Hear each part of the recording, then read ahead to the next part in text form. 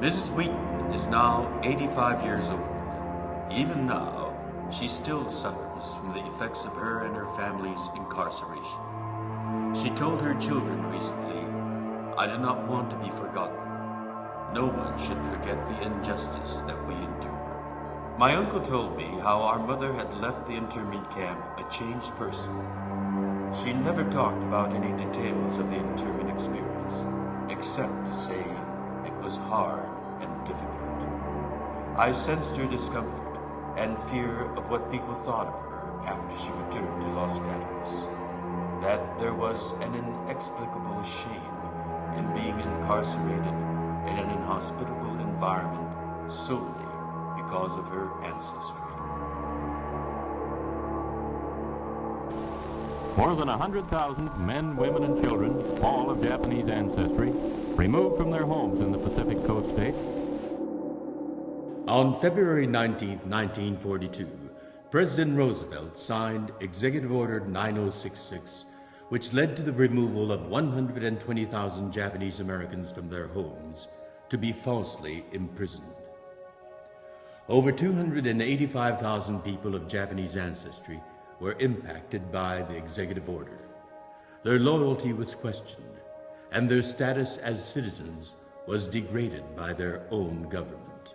This chapter of American history is often overlooked, but it is imperative that all Americans, Japanese and non-Japanese alike, understand this history so that we can preserve the memory of those who experienced it and learn from this sad chapter of our history. Well, the day that we were forced out of our homes is a day I'll never forget. I was dressed early in the morning by my mother, and I went out to the living room, and I was looking out the front window, and I saw two soldiers come marching up our driveway, and they stomped up the front porch, and they banged on the front door.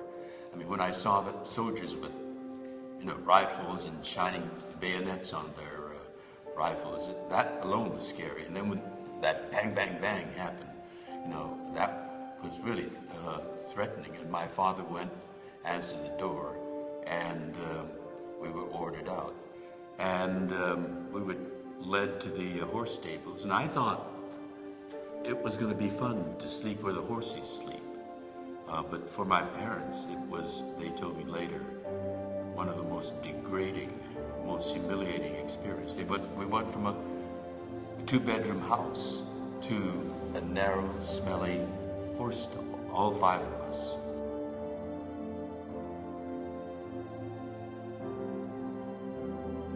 In conjunction with the 70th anniversary of Executive Order 9066, the Japanese American National Museum is launching its newest initiative, the Remembrance Project, which allows individuals and families to remember and to pay tribute to the unique experiences, stories, and accomplishments of family members, friends, and other individuals impacted by World War II.